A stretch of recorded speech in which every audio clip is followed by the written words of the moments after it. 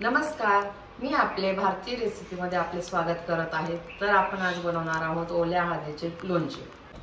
त्यासाठी आपण ओली हळद घेणार आहोत 1 पाव, 2 लिंबू, 2-3 चमचे लाल तिखट, हिरव्या मिरच्या पण आपण यात टाकणार आहे। ओली हळद आणि हिरव्या मिरचीचे आपण लोणचे बनवणार आहोत। मीठ आणि मसाला बनवण्यासाठी आपण घेणार आहोत 1 चमचा धन, 2 चमचे बडीशेप, 2 चमचे जिरं, 2 चमचे राई, 5-6 मिरी आणि 5-6 लवंगा याचा आपण भाजून बनवणार आहोत। त्यासाठी आपण साधारण 200 मिली तेल घेणार आहोत। ते आपण उकळून घेणार आहोत। आता मी हळद धुवून स्वच्छ करून तिचे बारीक बारीक तुकडे करून घेतले आहे। तसेच मिरच्या पण धुवून स्वच्छ करून तिचे बारीक तुकडे करून घेतले आहे। आता आपण हे सगळे जे मसाले घेतले आहे ते मंद गॅसवर भाजून घेऊया।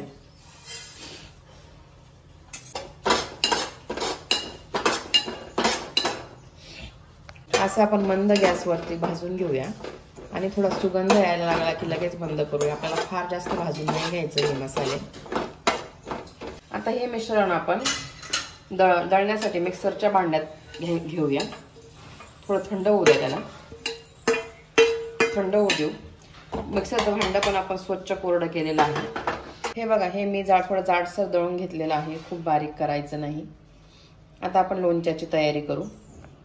तर आता आपण लोणच्यासाठी मसाला बनवून घेऊया। त्यासाठी आपण जे भाजून दळून घेतलेला मसाला आहे तो टाकूया। त्यात 2 चमचे मिरची पावडर टाकू। माझी फिक्की मिरची पावडर आहे म्हणून मी 2 चमचे टाकणार आहे। टाकून घेऊ। साधारण 1 मोठा चमचा मी मीठ टाकणार आहे। आता आपण जे उकळून गरम केलेले तेल आहे ते आपण ह्या मसाल्यामध्ये मिक्स करून घेऊ। हे बघा, चांगली फोडणी बसली पाहिजे। या एवढं हे करायचं म्हणजे आपले मसाले शिजून निघतील।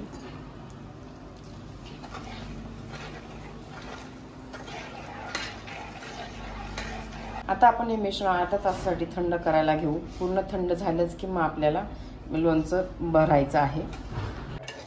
आता आपण जो हळदीच्या लोणच्यासाठी जो मसाला बनवून घेतला आहे त्यात आपण आता हळद आणि मिरचीचे तुकडे मिक्स करून घेऊ।